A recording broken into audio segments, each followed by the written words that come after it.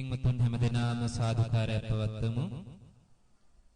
අද දින අප විජයමංගලාරාම විහාරස්ථානයේ කටින ධර්මදේශනා පින්කම් මාලාවේ දෙවන ධර්මදේශනාව සඳහා අපි තාමත්ම ගෞරවයෙන් ආරාධනා කරන්නට යෙදුණා. මීට මාස 3කටත් පමණ පෙර අපේ නායක හම්බුරන් වහන්සේට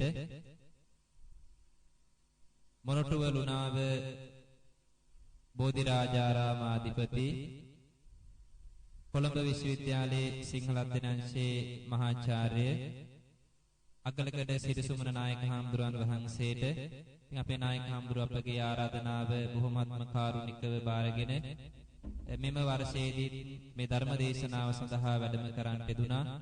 නිකතරම් කාර්ය බහුල වුණත් වැඩ කටයුතු බහුලව තිබුණත් අපේ ශාසනික වශයෙන් මේ කෙරෙන ආරාධනාවන් බොහොම කාරුණිකව පිළි අරගෙන විහාරස්ථානයට වැඩම කරන්නට යෙදුණ අපේ නායක හම්බුර පිළිගැනීමක් වශයෙන් හැමදෙනාම සාදුකාරය පවත්වමු. අද දවසේ දායකත්වයන් එල්.එම්. පෙරේරා මහත්මිය, අයිරින් පෙරේරා මහත්මිය, නන්දනී පීරිස් මහත්මිය, මාලනී පීරිස් මහත්මිය, අරුණ ගුණරත්න මහත්මයා, ජයන්ත සමරනායක මහත්මයා, නන්දාවතී පෙරේරා මහත්මීන් කියන මේ දායක පින්වත් මහත්මීන් විසින් සිද්ධ කරගෙන යනවා. ඒ වගේම මෙවරත් මේ සියලුම ධර්ම දේශනාවන් අපේ කොහොවර නැනස්රෝ අධිපති සමිත ජයලත් මහත්මයා විසින් පටිගත කරලා පින්වත් ඔබ හැම දිනාටම නොමිලේ CD පට ධර්ම දානයේ පිණිස ලබා දෙනවා. ඉතින් ඒ කාරණයක් මතක් කරමින් මේ වෙලාවේ අපේ නායක හම්බුරන් වහන්සේට තාමත් ගෞරවයෙන් ආරාධනා කරනවා ධර්ම දේශනාවට.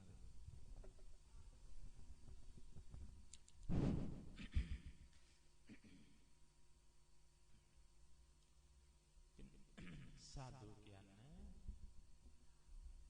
සමන්ත චක්කවාලේසු අත්‍රා ගච්ඡන්තු දේවතා සද්ධම්මං මුනි රාජස්ස සුනන්තු සග්ග මොක්ඛදං ධම්මස්සවන කාලෝ අයං භදන්තා ධම්මස්සවන කාලෝ අයං භදන්තා ධම්මස්සවන කාලෝ අයං භදන්තා නමෝ තස්ස භගවතෝ අරහතෝ සම්මා සම්බුද්දස්ස නමෝ තස්ස භගවතෝ අරහතෝ සම්මා සම්බුද්දස්ස නමෝ තස්ස භගවතෝ අරහතෝ සම්මා සම්බුද්දස්ස සන්තකායෝ සන්තවාචෝ සන්තවාසුසමායිතෝ වන්තලෝකාමිසෝ බික්ඛු උපසන්තෝති උච්චති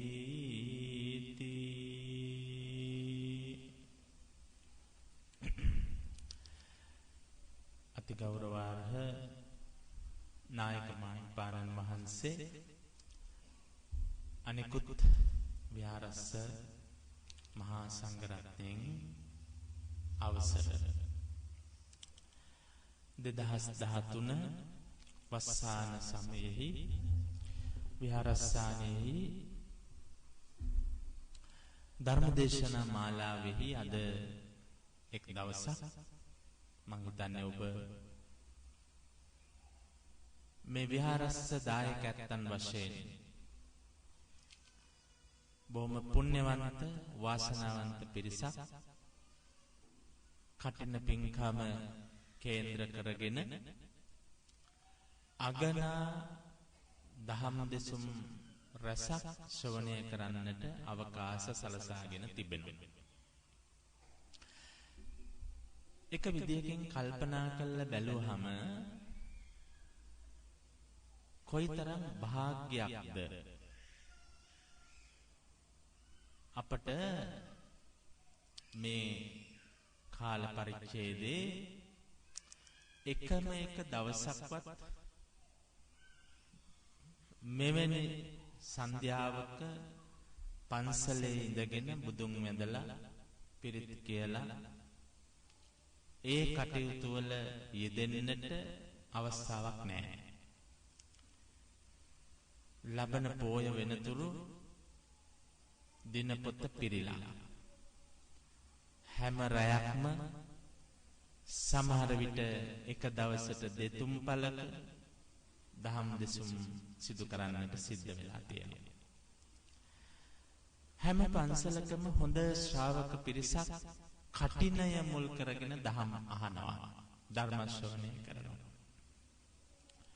ඒකයි මං කිව්වේ ඔබ ලැබපු ඊටාම හොඳ භාග්යක් කටිනය මුල් කරගෙන දහම් අසන්නට ලැබීම.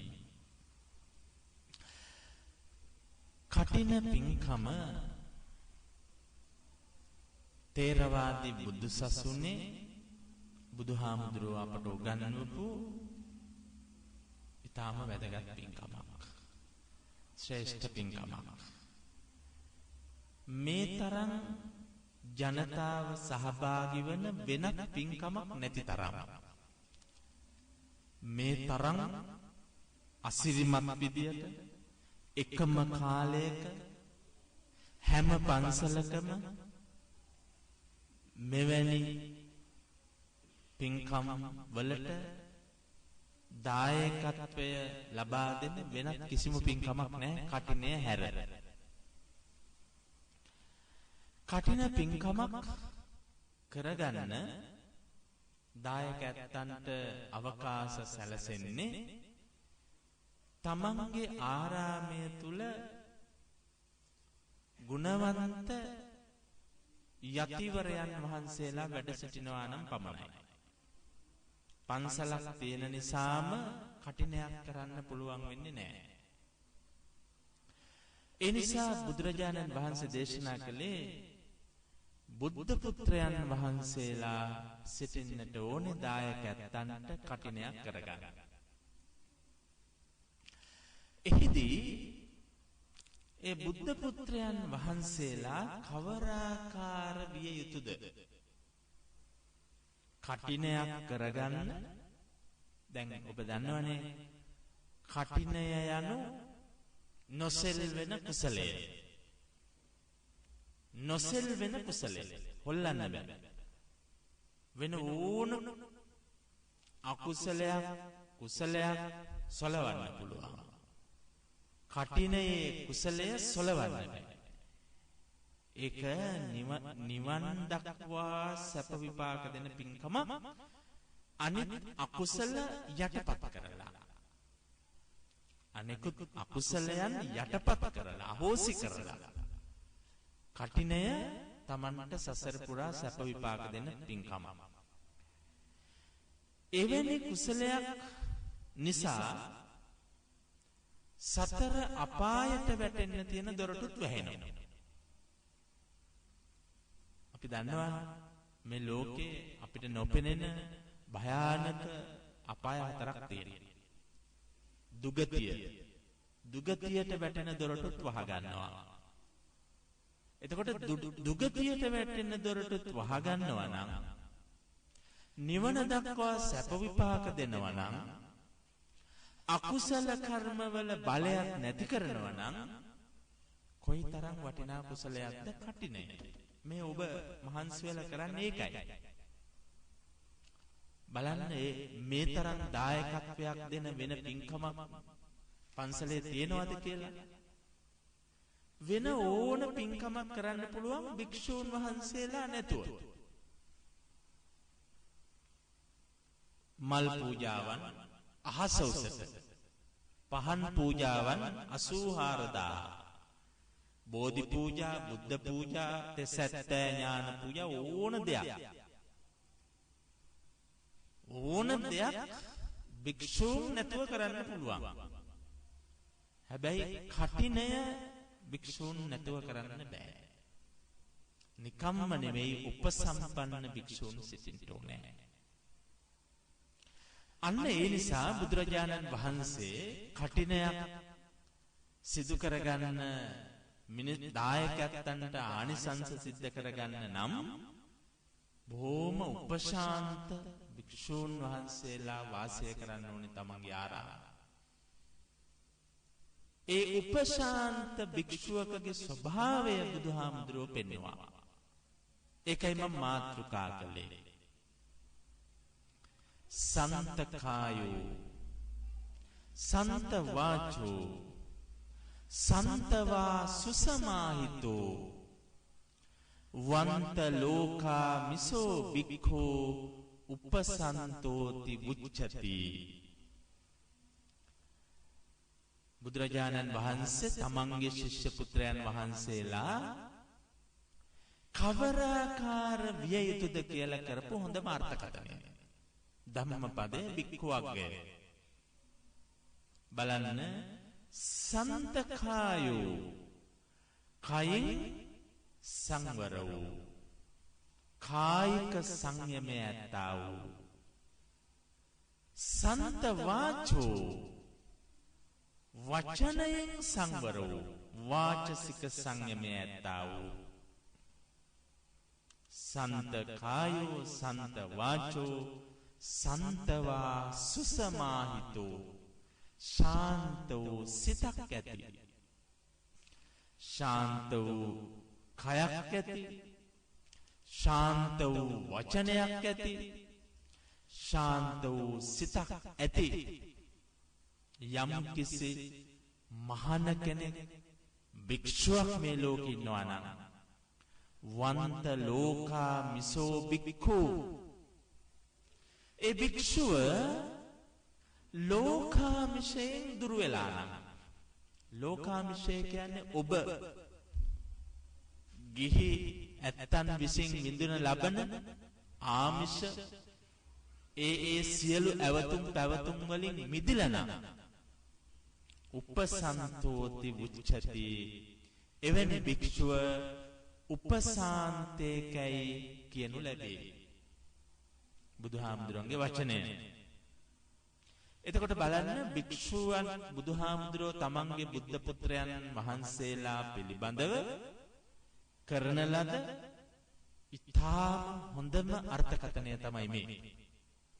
සන්තකායෝ සන්ත වාචෝ සන්තවා සුසමාහිතෝ වන්ත ලෝකා මිසෝ භික්ඛු උපසන්තෝති උච්චති. පැහැදිලි ඔබට. කය වචනය සිත සංයමයට පත් කරගත්ත ලෝකාමිෂයෙන් දුරු වෙච්ච භික්ෂුව උපසාන්තේකයි කියනු ලැබේ. අන්න එවැනි උපසාන්ත වූ භික්ෂුවක් සිටින්නට ඕනේ දායකයන්ට කඨිනානිසංස ලබා ගන්න. මේ වගේ මහා කුසලයක් අත්පත් කරගන්න. ධර්ම බලන්න දැන් කඨිනය මුල් කරගෙන පන්සලක සිදුවෙන ක්‍රියාවලිය මොන්න තරම් තුන් මාසයක් දැන් මේ බලන්න දැන් පොඩ්ඩක් මීට එහා තියෙන ධාතු මළු තුන් මාසෙම බණ කියන්නේ. තුන් මාසෙම බණ කියන්නේ. එතකොට බලන්න බණ 100ක් කියනවා. ඒ 100 මහන නොකඩවා එන මිනිස්සුත් ඉන්නවා. ඒ වගේ ලංකාවේ කොච්චර තියෙනවද? පන්සල් වල කටුකොහල් අරිනෝ. ප්‍රතිසංස්කරණ සිද්ධ වෙනවා. අලුතින් නවාංග එකතු වෙනවා.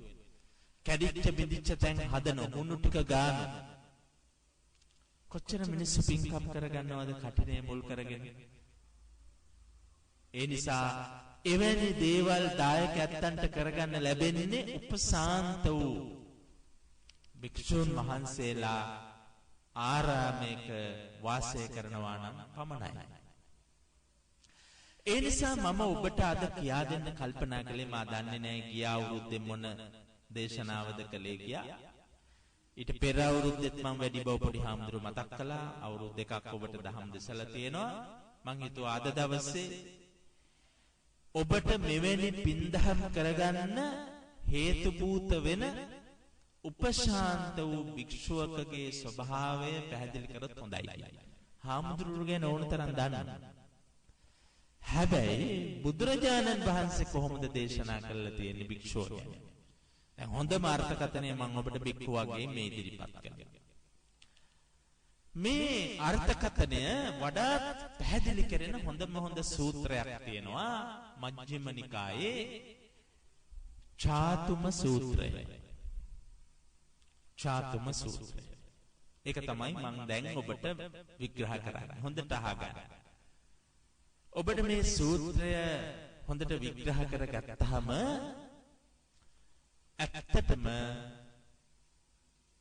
කසාවතක් දරාගත් ඕනෑම කෙනෙකු හමුවේ දනනම වඳින්නට සිතක් පහළ වේ. ඒ තරම් බුදුරජාණන් වහන්සේ දේශනා කළ මේ චාතුම කියන සූත්‍රය හරි වටිනවා. අපේ බුදු පියාණන් වහන්සේ හරීම ප්‍රිය කළා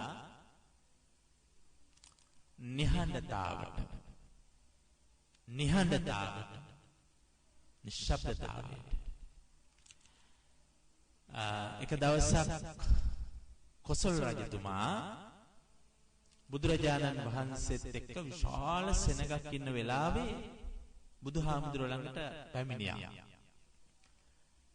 පැමිණිලා පැත්තකින් ටික වෙලාවක් බලාගෙන ඉඳලා අවකාශ ලැබුණාම බුදුහාමුදුරුවෝ ළඟට සමීප වුණා.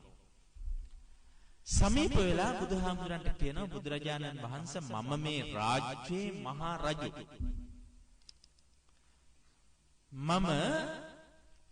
මට බලය තියෙනවා ඕන කෙනෙකුගේ හිස ගසා දමන්න නියෝගයක් දෙන්න. එහෙම බලයක් තියෙන මේ මහ රජු සමහර වෙලාවට ඊටාම බැරෑරුම් නඩුවක් විසඳන්න පවා සිංහාසනයට ගොඩ වෙච්ච වෙලාවට සමහර අය කසුකුසු ගහනවා තැන් වල මම ආව කියලාවත් ගෞරව කරන්නේ නැහැ. ඒ අයගේ හිසකසා දමන්න නියෝගයක් දෙන්න බලයක් තියෙන මා පැමිණි පසු රාජ සභාව නිහඬ කරන්න බෑ. ඒත් බුදුරජාණන් වහන්සේ හරිම ආශ්චර්යයක් නේ. ඔබ වහන්සේ පිරිවරාගෙන සිටින මහා සෙනග ඔබ වහන්සේ දහම් දෙසනකොට පුදුම නිහඬියාවක් නේ තියෙන්නේ. ඒක ඔබ වහන්සේ තුල පවතින මහා ආශ්චර්යයක්. මහා ආශ්චර්යයක්. ඒක මේ ලෝකෙ මට කිසිම ශාස්ත්‍රවරයෙකුගෙන් දකින්න බැරි ආශ්චර්යයක්. ඒක තමයි බුදුරජාණන් වහන්සේ තුළ තිබිච්ච විශිෂ්ට ගුණයක්. නිහඬතාවට ප්‍රිය කළා. ඒ නිසා බුදුහාමුදුරුවෝ කෑකෝ ගසන තැන්වල ඉන්න කැමති උනේ නැහැ. බොහෝ ශබ්ද තියෙන තැන්වල ඉන්න ප්‍රිය කළේ නැහැ. ඒ නිසා තමයි බුදුහාමුදුරුවෝ කල්පනා කළා එක කාලයක් මුළුමනින්ම පාරිසරික වශයෙන් සියලු ශබ්ද වලින් තොර වෙච්ච ප්‍රදේශයකට ගිහිල්ලා කාලයක් වාසය කරන්න ඕනේ කියලා හිතුවා. එහෙම හිතලා තමයි ඔය චාතුම කියන ජනපදයට බුදුරජාණන් වහන්සේ ගියේ. ආනන්ද හාමුදුරුවෝ විතරයි එක්කරන් ගියේ උපස්ථායකයන් වහන්සේ. චාතුම ජානපදික වැසියෝ බුදුරජාණන් වහන්සේට බොහෝම ආදරෙන් ආරාමයක් පිළියෙල කරලා දුන්නා. නිහඬතාව විඳගෙන බුදුහාමුදුරන්ට සමාධි සුවයෙන් ගත කරන්නට අවස්ථාව සලසලා දුන්නා. කොහෙන්වත් කොයි වෙලාවකවත් නිකම්බටවත් ඒ ජානපදයේ මිනිස්සු කට ඇරලා හයියෙන් කෑ ගැහුවේ නැහැ. එකිනෙකා සමග කතා කරගත්තේවත් නැහැ. ඒ තරම් බුදුහාමුදුරන්ට මේ නිහඬතාවයේ අසිරිය විඳින්නට අවකාශ සලසලා දුන්නා. එක දවසක් මේක වෙනස් වුණා. එක දවසක් පින්වත්නි ඊදාම පැවිදි වෙච්ච තරුණ පැවිදි පිරිසකට ඕන වුණා බුදුහාමුදුරුව වඳින්න යන්න. බුදුහාමුදුරන්ට වඳින්න එන්න ඕන වුණා. එතකොට මේ තරුණ පැවිදි පිරිස මොකද කළේ? බොහෝම දුරමඟ ගෙවාගෙන ආවා බුදුහාමුදුරුව හම්බ වෙන්න. ඒගොල්ලෝ පැවිදි වෙච්ච දවසම ගත පැවිදි කළා තිබුණා, සිත පැවිදි කළා තිබුණේ නැහැ. ඒ නිසා ඒගොල්ලන්ට සංසුන් ඉරියව් තිබුණේ නැහැ. ඉන්ද්‍රිය සංවර ශීලයේ වඩලා තිබුණේ නැහැ. ඒ අය කෑකෝ ගහමින් තමයි මග දෙපස ආවේ. හයියෙන් කොක් කඳලලා hina වෙනවා. ඒගොල්ලෝ මොනවා හරි දැක්කම ඒ ගැන හයියෙන් කතා කරනවා. එහෙම ඇවිල්ලා චාතුම ජනපදයේ බුදුරජාණන් වහන්සේ වැඩ සිටිය ආරාමයටත් ඇවිල්ලා තමන්ගේ අර කරේ බැඳගෙන තිබිච්ච පාත්‍රය ගලවලා ශබ්ද නගලා බොහොම ශබ්ද නගලා එක ගොඩකට දානවා. බලන්න 400-500 දෙනෙක් හයියෙන් තමන්ගේ පාත්‍රය එකක් උඩට එකක් දානකොට ඒ ශබ්දයම කොච්චර විශාල වෙන්න ඇද්ද? විශාල ශබ්දයක්. ඒ විතරක් නෙමෙයි. මේ අය තමන් මගතොටේදී දැකපු දේවල්, පැවිදි වීම නිසා ලැබිච්ච අලුත් අත්දැකීම් මේවත් ටිකක් හයියෙන් ශබ්ද නගා කෑකෝ ගසමින් hina වෙමින් කතා බහ කරන්න පටන් ගත්තා.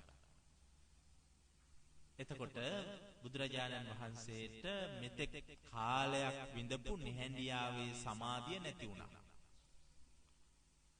බුදුහාමුදුරුව ආනන්ද හාමුදුරන්ට කතා කරලා ඇහුවා. ආනන්දය, මාළු විකුණන තැනක මාළු වෙලෙන්දන් ඒ මාළු ටික නරක් වෙන්න ඉස්සෙල්ලා විකුණ ගන්න කෑකෝ ගහන්න ඕනේ. පාරේ යන මිනිස්සුන්ට කෑ ගහලා තමන්ගේ මාළු වල ගුණාගුණ කියන්න ඕනේ. වැඩි වෙලාවක් තිබුණොත් තුන් කුණු වෙලා යනවා. අන්න බුදුහාමුදුරුවෝ උපමාව අරගෙන කියන හරියට මාළු වෙළඳ සැලක මාළු විකුණ ගන්න දඟලන කෙවුලන් පිරිසක් වගේ අද දවසේ මේ ආරාමේ මේ තරම් ශබ්ද නගා මේ තරම් කෑකෝ ගසමින් මේ නිහඬියාව බින්දෝ කවරහුද? එහෙම ඇහුවා. ආනන්ද හාමුදුරුවෝ බුදුරජාණන් වහන්සේට කියා සිටියා. බුදුරජාණන් වහන්සේ ඒ නිහඬියාව බින්දෝ ඔබ වහන්සේ දකින්නට වඳින්නට අදම පැවිදිව පැමිණි තරුණ පැවිදි පිරිසක්ය. බුදුහාමුදුරුවෝ මොකද කළේ? බුදුරජාණන් වහන්සේගේ ශ්‍රේෂ්ඨ නායකත්වය ඉස්මතු වෙන තැනක් බුදුහාමුදුරුවෝ ආනන්ද හාමුදුරන්ට නියෝග කළා. ඒ තරුණ පැවිදි පිරිස වහාම මේ ආරාමයෙන් නෙරපාහරින්න කියලා. එළවන්න.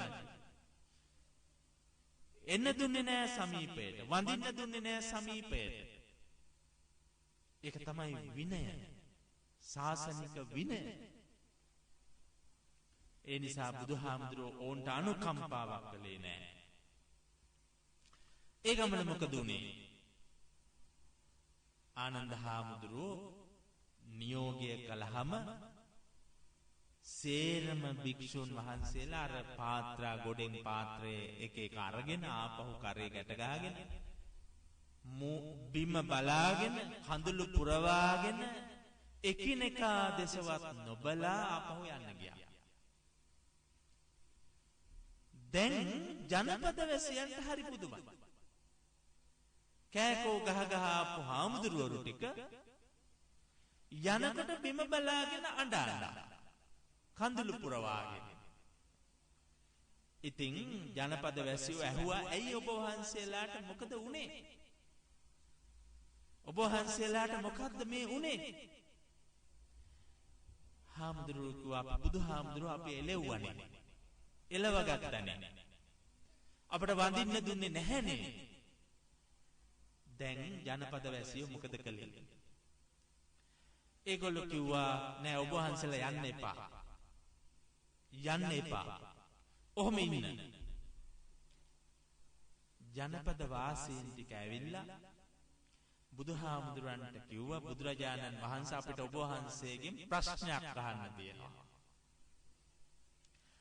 මොකද්ද මේ ප්‍රශ්නය? තරුණ ගව රැළක තරුණ ගවයින් හදිසියෙවත් අවශ්‍ය වුණොත් උන්ට මව් දෙන සොයාගෙන යන්න. ඒ ගවරැළ අතරේ ගිහිල්ලා ඒ මව් දෙන සොයාගන්න බැරි වුණොත් ඒ තරුණ ගවයන්ටත් කම්පාවක් ඇති වෙන්න පුළුවන් බුදුරජාණන් වහන්සේ. මව් දෙන හොයාගෙන යන තරුණ ගවයන්ට මව් දෙන සොයාගන්න බැරි වුණොත් උන්ටත් කම්පාවක් ඇති වෙන්න පුළුවන්. එහෙමනම් ඔබ වහන්සේ වඳින්න කියලා හිතාගෙන ආපු මේ භික්ෂූන්ට අතිශයින්ම ඔබ වහන්සේ දැක ගන්න නොලැබුණාම දැඩි කම්පාවක් කම්පනයක් ඇති වෙලා තියෙනවා. ඔබ වහන්සේට බැරිද අපේ ඉල්ලීමටවත් නැවතවරක් උන්වහන්සේලාට ඔබ වහන්සේ දකින්න එන්න දෙන්න බැරිද? එතකොට මොකද බුදුරජාණන් වහන්සේ කළේ? අන්න ජනතාවගේ ඉල්ලීමට එකඟ වුණා.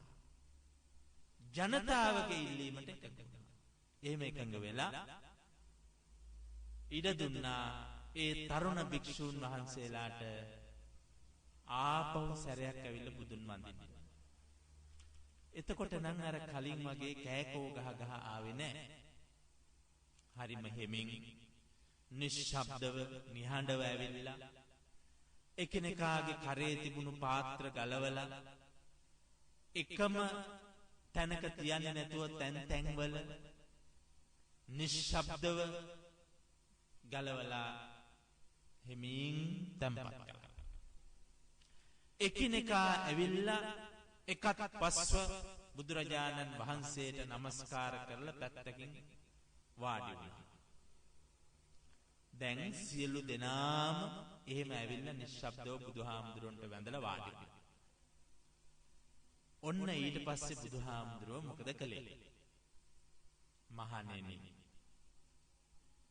මේ ලෝකේ ගැඹුරු ජලාශයකට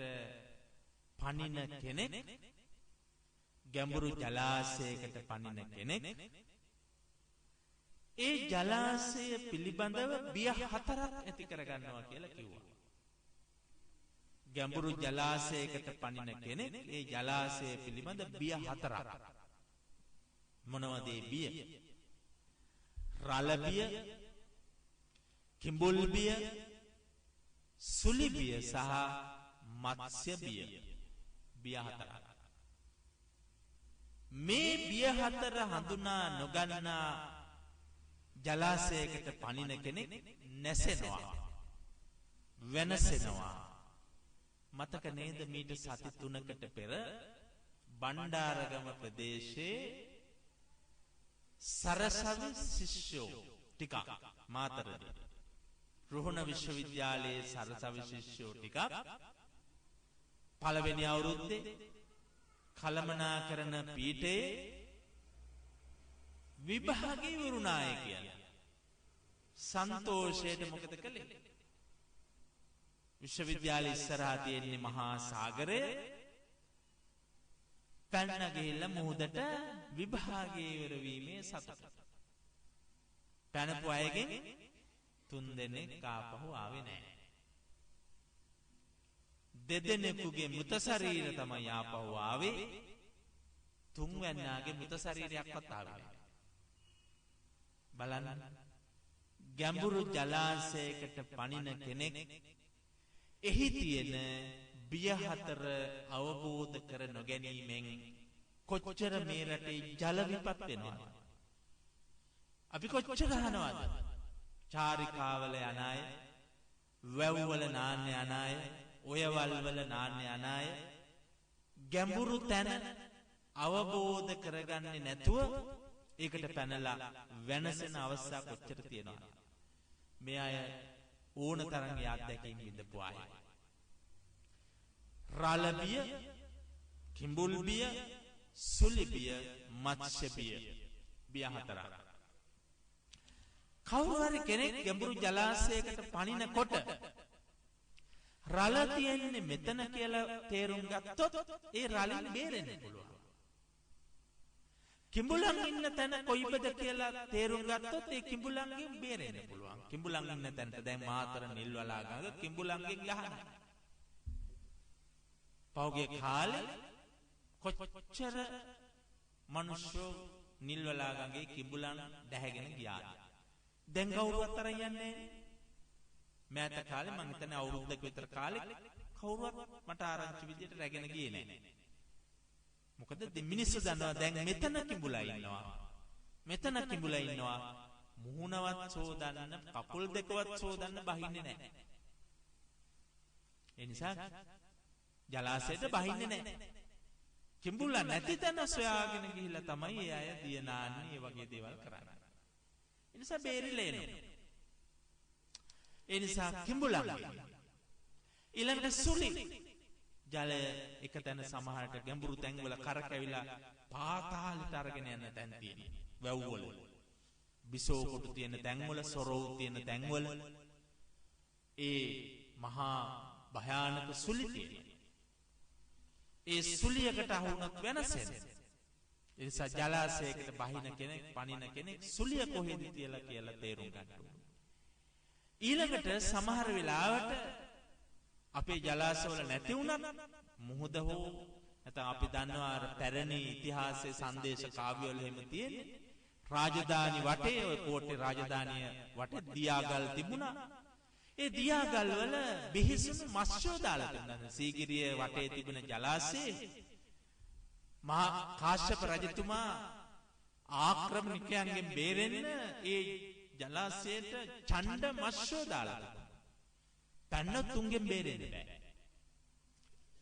ඒ නිසා ඡණ්ඩ මත්ස්‍යයට අහුනොත් බේරෙන්න බෑ.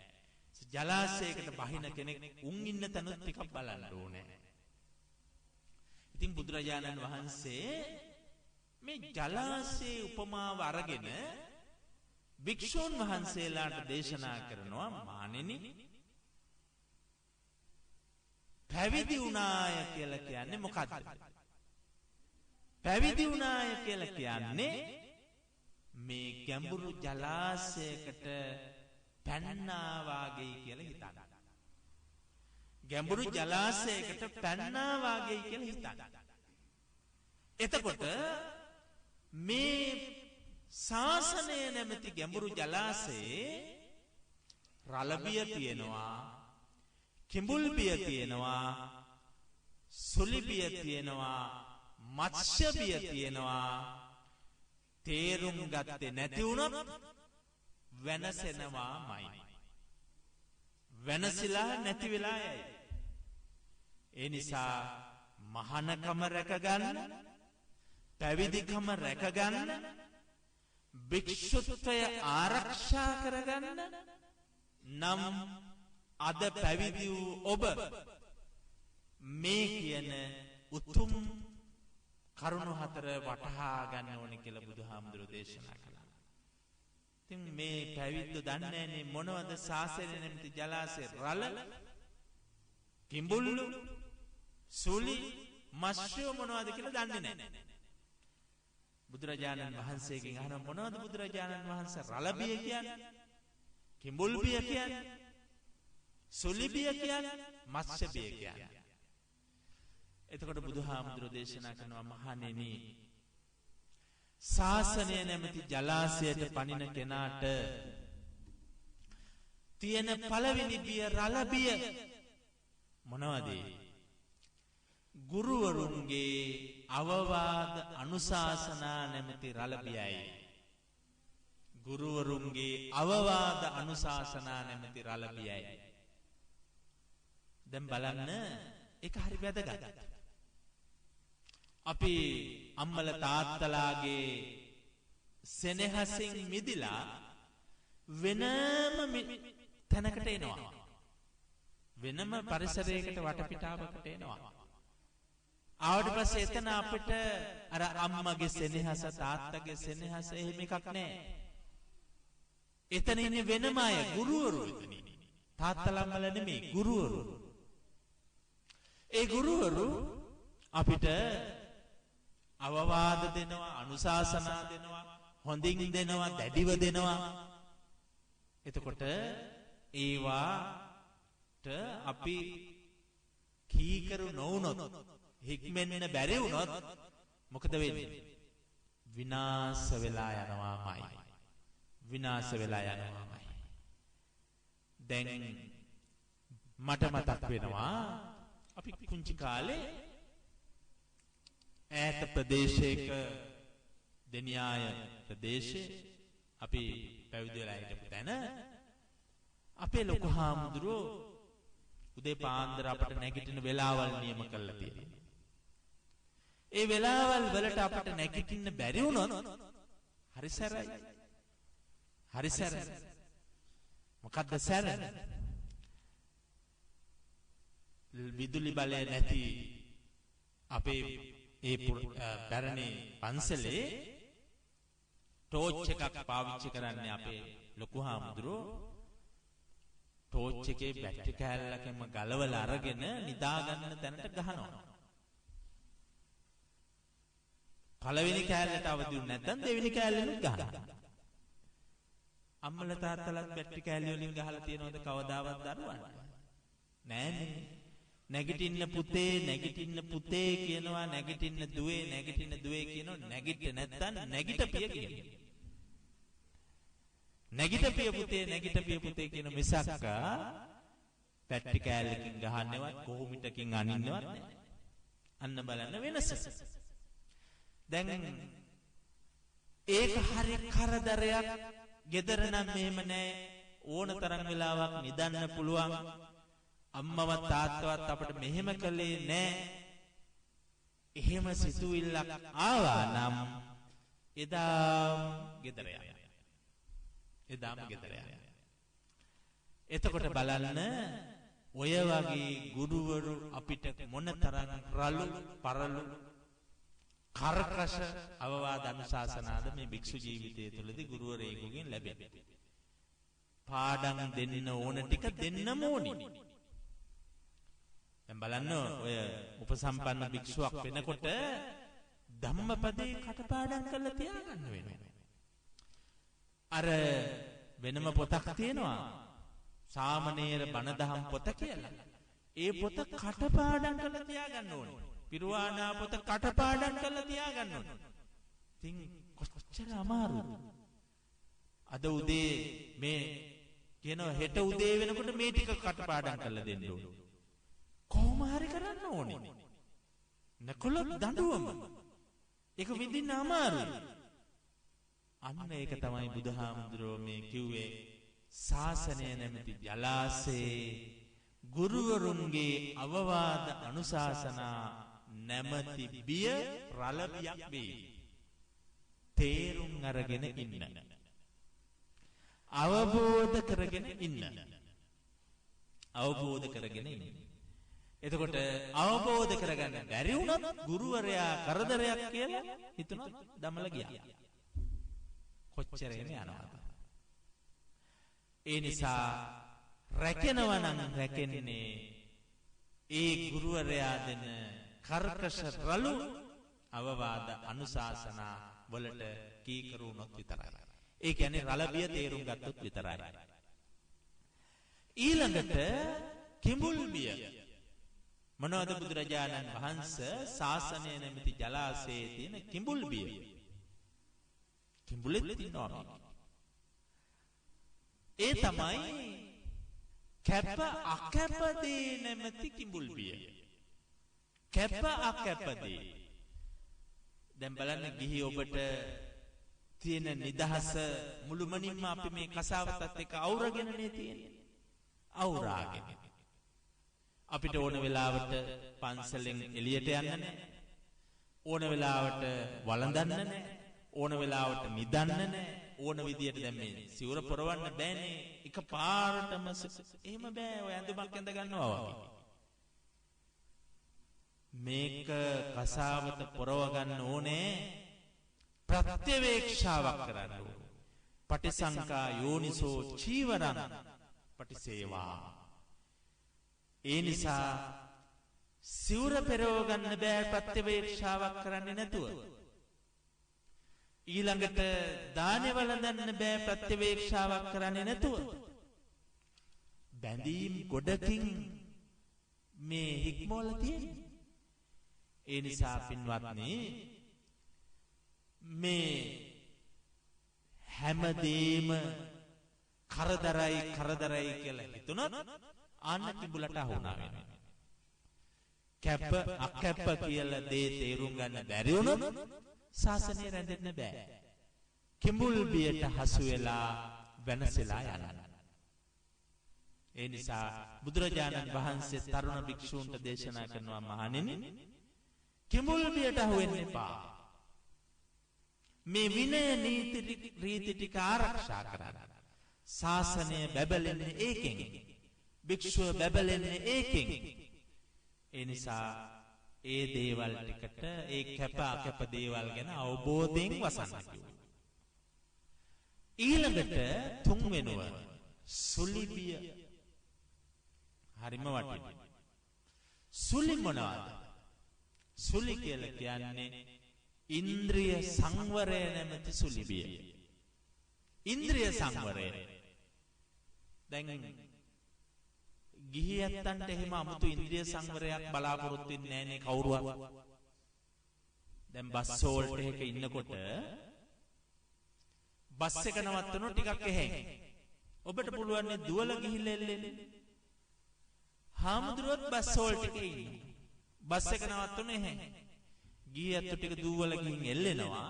හාමුදුරුවෝ එහෙමම ඉන්නවා. ඊළඟ බස් එක එනවා.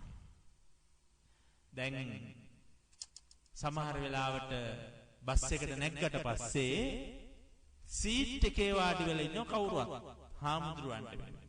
ඒ මනුස්සයා නැගිට්ටේ නැත්තම් හාමුදුරුවෝ බිමට බහින්න ඕන. ඇදලා දාන්නද? බැහැ. එතකොට හාමුදුරුවන්ගේ ඉන්ද්‍රිය සංවරය හැටීමයි. එක හාමුදුරුව කෙනෙක් කිව්වා ඒ හාමුදුරුවෝ ඉස්කෝලේ ගිහිල්ලා ගන්නලා සතියන්තේ පන්සලට එනවා. හික්කඩුව බස් නැවතුම් පළේදී එක බස් එකකට නැග්ගලු. නැග්ගාම ඒකේ ඉන්නවලු හාමුදුරන්ට කිව්වලු කොන්දොස්තර අනේ මේ මිනිස්සු නැගිටන්න බෑ ඔබ වහන්සේ ඊළඟ බස් එකේ.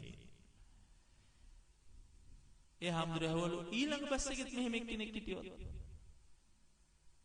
ඊළඟ බස් එකෙත් මෙහෙම එක්කෙනෙක් හිටියොත් ඉතින් හැම බස් එකකටම නැග බහින්න. එහෙම කිව්වහම කොන්දොස්තර කිව්වලු එන නැගිටින්න කියලා ආසනය අරන් දුන්නා. ඉතින් හැමදාම හැමතැනම එහෙම හම්බෙන්නේ නැහැ. ඒ නිසා මේ ඉන්ද්‍රිය සංවරය රැක ගන්නවා කියන එක බොහොම අමාරු දෙයක්. බස් එකකට නගින්න ගියත් ඊළඟට වෙනත් කවර කාර්යයකදී වුණත් ගිහි ඔබේ පැහැදීම ඔබ භික්ෂුව කෙරෙහි තියෙන පැහැදීම වඩා වර්ධනය වෙන ලෙසින් අපි ඉන්න උත්සාහ කරනවා විනා කොයි වෙලාවකවත් කලකිරෙන විදියට භික්ෂුව ඉන්න උත්සාහ කරන්නේ නැහැ. අපි හරි බයයි දායකයන්ට අපි ගැන කලකිරෙයි. ඒ නිසා කලකිරෙන්නේ නැති වෙන්න කොයි වෙලාවකවත් කොණ්ඩේ වවාගෙන ඉන්න උත්සාහ කරන්නේ නැහැ. කොණ්ඩේ වවාගෙන ඉන්න භික්ෂුවක් දෙස දායකත්ව බලන්න කලකිරීමේ. ඒ නිසා කොණ්ඩේ වැවෙනකොට ඉක්මනට කපාගෙන ඉන්න ඕනි කියලා කල්පනා කරනවා. චීවරය සිවුර හොඳට පෙරවාගෙන ඉන්න ඕනි කියලා කල්පනා කරනවා. ඒක පිරිසිදුව ලස්සනට තියාගන්න ඕනේ කියලා කල්පනා කරනවා. අසංවර විදියට පාරේ තොටේ එහෙම ගමන් කරන්නේ නැහැ. දුවල යන්නේ නැහැ. දුවන්න වෙන වෙලාවක් තියෙනවා අර විරෝධතාවලට ගිහිල්ලා කඳුළු ගෑස් කැවුවා. ඒ වෙලාවට නම් දුවන්න වෙනවා. ඒ වෙලාවට දෙගොල්ලම දුවනවානේ. එහෙම නැත්තම් දුවන්නේ නැහැ. ඒ වෙලාවට විතරයි දුවන්න වෙන්නේ. කඳුළු ගෑස් ගන්න. විරෝධතා නොකරත් බෑ.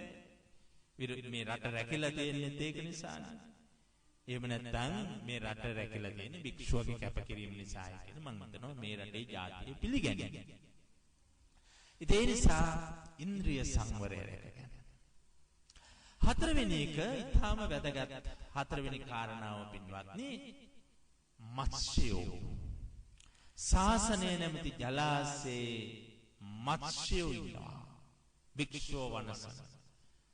කවුද මේ මත්ස්‍යෝ? බුදුහාමුදුරුවෝ පැහැදිලිවම කියනවා දැන් ආනන්ද හාමුදුරුවෝ බුදුහාමුදුරුවෝ පිරිනිවන් පාන වෙලාවේ ආනන්ද හාමුදුරුවෝ අහනවා බුදුරජාණන් වහන්සේ අපි කාන්තාව සම්බන්ධයෙන් අපේ පිළිවෙත කුමක් විය යුතුද? බුදුහාමුදුරුවෝ දේශනා කරනවා වැඩිහිටි කාන්තාවක් දුටු වහාම අම්මා කියලා හිතන්න. මෑණියෝ කියලා හිතන්න. සමවයසේ කාන්තාවක් දුටු වහාම සොයුරියක් කියලා හිතන්න. තමන්ගේම සහෝදරියක් කියලා හිතන්න. ලාබාල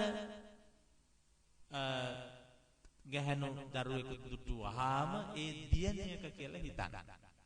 දුව කියලා හිතන්න. ඒක තමයි බුදුහාමුදුරුවෝ භික්ෂුවට කාන්තාව පිළිබඳ ඉගැන්වූ ආකාරය. අපිට ඉන්නේ මේ ඉන්න ඔක්කොම එක්ක අම්මලා එක්ක සහෝදරියෝ එහෙම නැත්නම් දියණිවරු. මා සරසවියේදී මොකද අපේ විශ්වවිද්‍යාලවල ඉන්නේ 75% තරුණ ගැහැණු දරුවෝ. කවදාවත් කිසිම ළමයෙකුට කතා කරන්නේ නැහැ නම කියලා. දුව එන්න කියලාමයි කියන්නේ. දුව මේකට උත්තරේ මොකද්ද? ඔය දුව කොහොමද මේකට කියන්නේ? ඒ නිසා බොහෝම ශාසනික සම්බන්ධතාවයක් අපිට රැක ගන්න පුළුවන්. ඒ නිසාම මොකද ඒ බුදුරජාණන් වහන්සේ දේශනා කළ එක හොඳට ග්‍රහණය කරගෙන සිටින නිසා. පින්වත්නි බලන්න පළවෙනි එක හැටියට බුදුහාමුදුරුවෝ දේශනා කළේ කාන්තාව සම්බන්ධව පවත්වා ගන්නා වූ පිළිවෙත. ඒක මේ ආකල්පයෙන් පිට පැන්නොත් අන්න එතන මත්ස්‍යයාට අහුණා වෙනවා. මේ ආකල්පේ එක්ක අම්මා එක්ක සහෝදරිය එක්ක දියණිය කියන මානසික ආකල්පයෙන් පිට පැන්නොත් අහුණා වෙනවා. වෙනසනා වෙනවා. කොච්චර මේ රටේ එහෙම වෙනවද? කොච්චර මේ රටේ එහෙම වෙනවද බලන්න. ඊළඟට මතවාද නැමැති මත්ස්‍යය. මතවාද නොඑක් මත. දේශපාලන මත විශේෂයෙන් දේශපාලන නැමැති මත වෙනසීමට හේතුවක් වෙන්න පුළුවන්. අනවශ්‍ය ලෙස දේශපාලන මතවාදවලට ලංවීම, වැළඳ ගැනීම, ඒවා වෙනුවෙන් පෙනී සිටීම, ඒක අර මම කියන්නේ ජාතික දේශපාලනය නෙමෙයි. ඊට එහා ගියපු කුණු වෙච්ච, කුජීත වෙච්ච, පිරිහිච්ච, ජනතාවට එපා වෙච්ච එහෙම දේශපාලන මතයක් වෙනුවෙන් භික්ෂුවක් පෙනී සිටිනවා. ඒ භික්ෂුව ඒ නිසාම වෙනස යන්න පුළුවන්. එහෙම නැත්නම්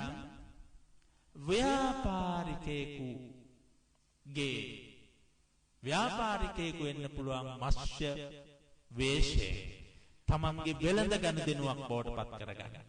කොච්චර එහෙම වෙලා තියෙනවද? වෙළඳ අධිරාජ්‍යයට යට වෙලා, වෙළඳෙකුට අහු වෙලා, එහෙම වෙලා භික්ෂු ජීවිත වෙනසෙන්න පුළුවන්.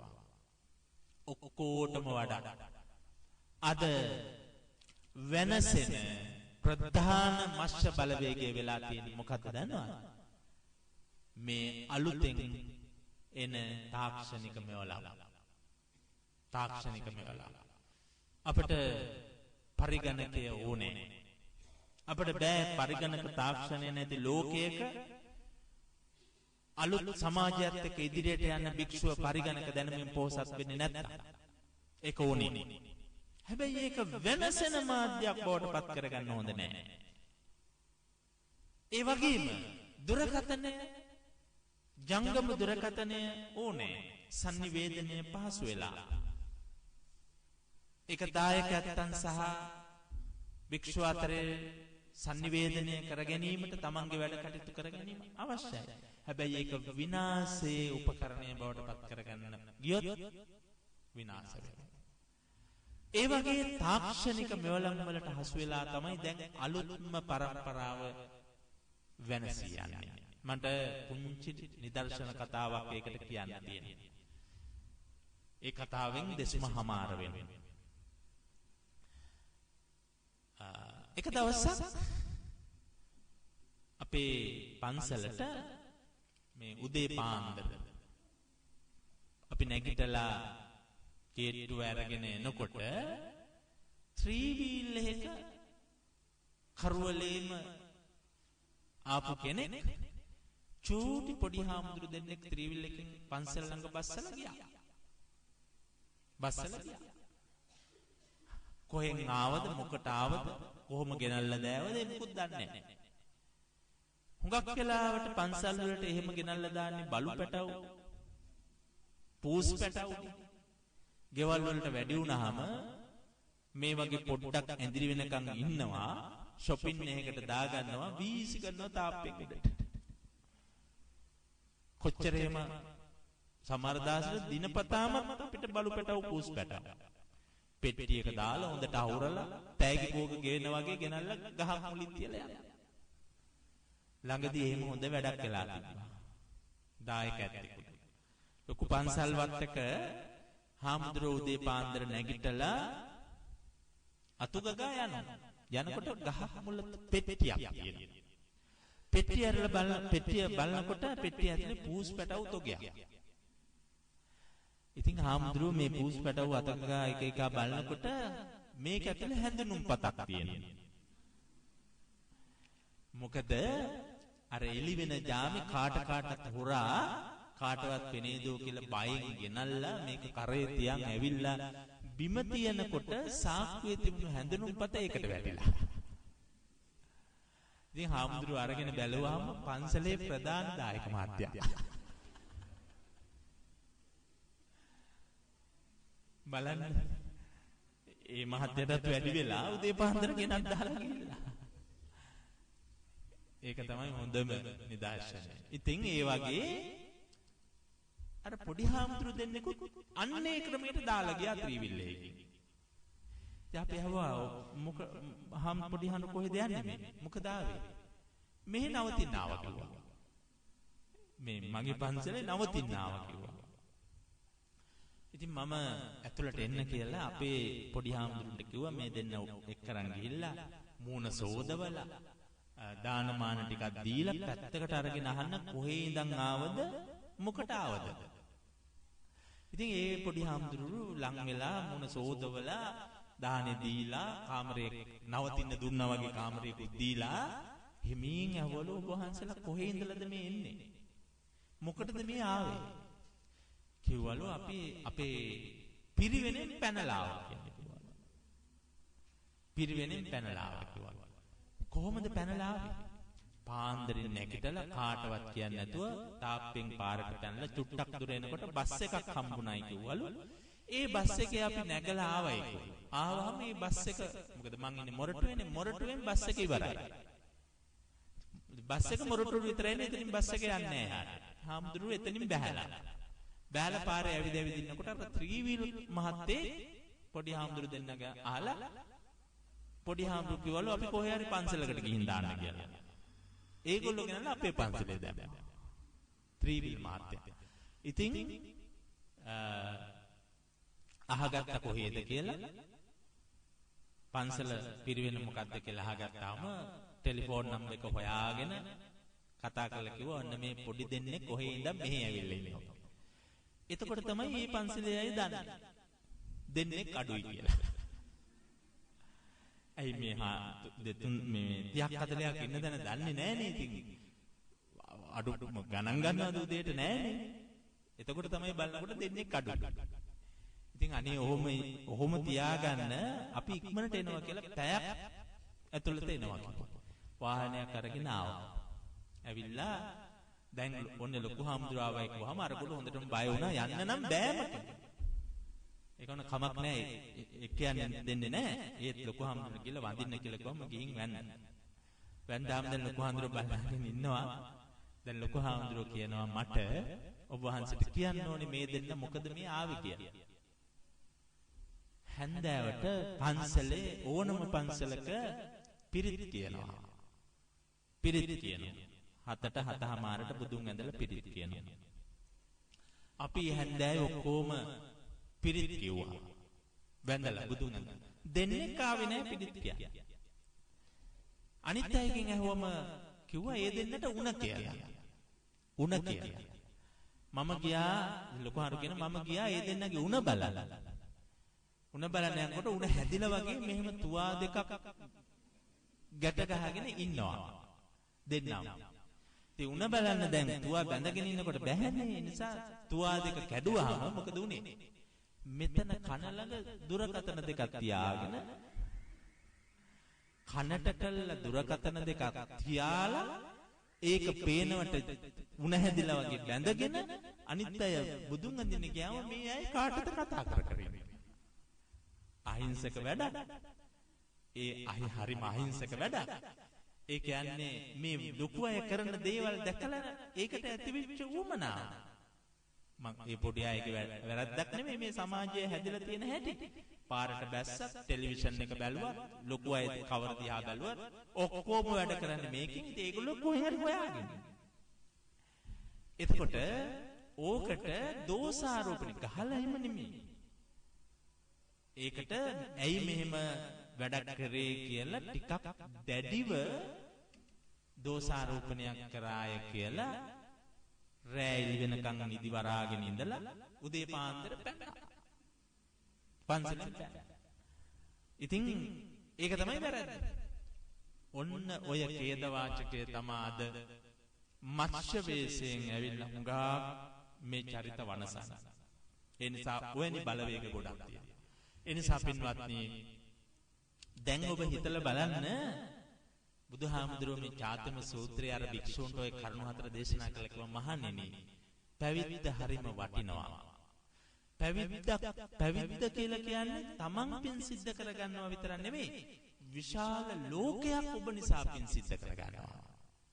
අන්න ඒකයි වටින්නේ. වෙන කවර චරිතයක් දේශපාලඥයෙක් නිසා හැම වෙනවද? සමාජ සේවකයෙක් නිසා හැම වෙනවද? මාධ්‍යවේදියෙක් නිසා කිසිම කෙනෙක් නිසා නෙවෙයි බුද්ධ පුත්‍රයෙක් හැදෙනවා කියලා කියන්නේ උන්වහන්සේ විතරක් නෙවෙයි ලෝකයක් එළිය වෙනවා. ලෝකයක් එළිය ලබනවා. සමාජයක් ආලෝකමත් වෙනවා.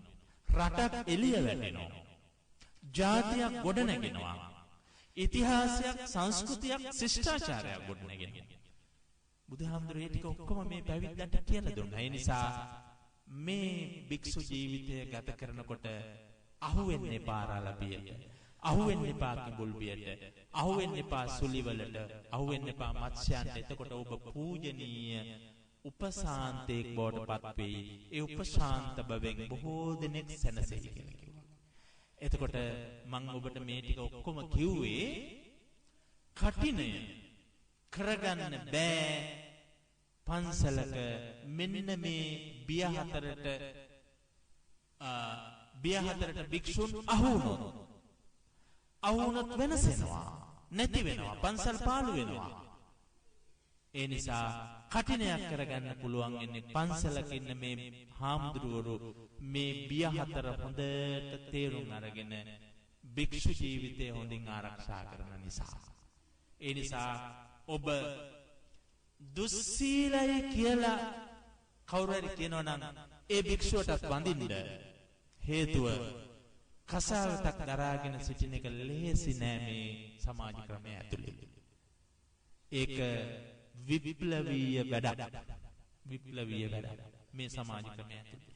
අන්න ඒ නිසා ඒ භික්ෂුවක් ඒ විදියට මේක රැකගෙන ඉන්න නිසා තමයි ශාසනය රැකෙන්නේ, ධර්ම රැකෙන්නේ, ආරාම රැකෙන්නේ, ඔබට පින් සිදු කරගන්න පුළුවන් වෙන්නේ, ජාතිය රැකෙන්නේ. ඒ නිසා කටින කියලා කියන්නේ මේ රටේ හරියටම කල්පනා කරලා බැලුවොත් අවුරුද්දකට සැරයක් මුළු මහත් ජනතාවටම බොහෝම හරියට සැනකෙලියක් වගේ මේක. හැම පන්සලක හැම තැනකම පෙරහැරවල් යනවා, හේවිසි ගහනවා, මොන තරම් දේවල් ගොඩක්, කොයි තරම් ලස්සන වැඩක්. ඒ නිසා මේ කටයුතු කරගන්න පුළුවන් ඉන්නේ උපශාන්ත භික්ෂුවක් පන්සලක ඉන්නවා. සවබ කොච්චර වාසනාවන්තද එවැනි භික්ෂූන් වහන්සේලා ගොන්නක් මේ විහාරස්ථානයේ වැඩ සිටිනවා පින් කරගන්න ඔබට. ඒ නිසා ඊට වඩා කරුණු කියන්නේ නැහැ. බුදුහාමුදුරුවෝ භික්ඛුවක්ගේදී භික්ෂුව ගැන කළ දේශනාවයි මං චාතුම සූත්‍රයෙන් අර්ථකථනය කළේ. මේ ගැන සිතන්නට හැම දිනාටම සම්මා දිට්ඨිය පහළ වේවා. ආකාසට්ඨා ච බුම්මට්ඨා දේවා නාග මහින්దికා පුඤ්ඤන්තං අනුමෝදිත්වා චිරං රක්ඛන්තු ශාසනං. ආකාසට්ඨා ච බුම්මට්ඨා දේවා නාග මහින්దికා පුඤ්ඤන්තං අනුමෝදිත්වා චිරං රක්ඛන්තු දේශනං. ආකාසට්ඨා ච බුම්මට්ඨා දේවා නාග මහින්దికා පුඤ්ඤන්තං අනුමෝදිත්වා චිරං රක්ඛන්තු ත්වං සදා. එල්.එම්. පෙරේරා මහත්මිය, අයිරින් පෙරේරා මහත්මිය, නන්දනී පීරිස් මහත්මිය, මාලනී පීරිස් මහත්මිය, අරුණ ගුණරත්න මහත්මයා, ජයන්ත සමරනායක මහත්මයා, නන්දාවතී පෙරේරා මහත්මිය. එයයි බලාපොරොත්තු වෙනවා එල්.එම්. පෙරේරා මහත්මිය නිරෝගී සුවය ප්‍රාර්ථනා කිරීමටත්, එලියස් පෙරේරා මහත්මයාට පින් දීමටත්, අයිරින් පෙරේරා මහත්මියගේ ස්වාමි පුරුෂයාට පින් දීම හා විදේශගතව සිටින පුතුණුවන් දෙදෙනාට සෙත් ප්‍රාර්ථනා කිරීම වෙන්න ඕනේ. මාලනී පීරිස් මහත්මියගේ හා නන්දනී මහත්මිය නමින් මියගිය දෙමාපියන්ට කරුණාසේන හෙට්ටිආරච්චි මහතාට පින් දීම, අරුණ ගුණරත්න මහත්මයාගේ මෑණියන්ට ඇටලින් සමරවීර මහත්මියට පින් දීම, ජයන්ත සමරනායක මහත්මිය නමින් මියගිය වී.ඩී. ඩීෂන් පියාට, රිචඩ් සමරනායක පියාට, අල්විස් ඩයස් මහත්මයාට පින් දීමටත්, ඇලිස් නෝනා මෑණියන්ට හා සමරනායක මෑණියන්ට සෙත් පැතීමටත්, නන්දාවතී මහත්මියගේ ස්වාමි පුරුෂයා වන සිරිල් පෙරේරා මහත්මයාට හා අයිරාංගනී දියණියට, හේමලතා සහෝදරියට පින් දීම. ඒ නිසා මේ වෙලාවේ මේ දායකත්ව 7 දෙනෙක් තමන්ගේ වැදගත් අරමුණු විශේෂයෙන් මියගිය ඥාතිවරුන්ට පින් දෙන්න බලාපොරොත්තු වෙනවා. ඒ හැම දෙනා මේ පින් අනුමෝදන් වේවා, සුවපත් වේවා, උතුම් නිවනින් සැනසේවා කියලා සාදු කියන්න. දායකයන්ගේ සෙත් පතන්නට මේ නම් කියූ හැම දිනාටමත් දායකත්වයේ ලබාගත මේ ඇත්තන් හැම දිනාටම සෙත සාන්තිය වාසනාව උදා වේවා, සැනසෙල්ල උදා වේවා, සෞභාග්‍ය උදා වේවා, අපල උපද්‍රව දුරු වේවා. කරන කියන හැම දෙයක්ම හොඳින් යහතින් කරගන්නට ඒ හැම දිනාටම ශක්තිය වාසනාව හේතු වාසනා වේවා කියලා සාදු කියන්න. විහාරස්ථානයේ ගෞරවාර්හ නායක මාහිම්පාණන් වහන්සේ ඇතුළු පොඩි හාමුදුරුවරුන්ටත් දායකයන් හැම දිනාටම කටින පින්කමේ ප්‍රධාන දායකත්වයේ දරණේ දායක මහත්මයාටත් ඒ පවුලේ ඇත්තන්ටත් ධර්ම ශ්‍රවණය කරන්නට අද විහාරස්ථානයට පැමිණි ලොකු කුඩා හැම දිනාටම මේ උතුම් පුණ්‍ය මහිමය ප්‍රාර්ථනීය බෝධියකින් නිවි සැනසෙන්නට හේතු වාසනා වේවා. අභිවාදන සීලිස්ස නිච්ඡං වද්දා පචායිනෝ චත්තාරෝ ධම්මා වඩ්ඩಂತಿ ආයුවන්නෝ සුඛං බලං ආයුරාෝග්‍ය සම්පatti සග්ග සම්පatti මේවච අතෝ නිබ්බාන සම්පatti ඉමිනාතේ සමිච්ඡතු.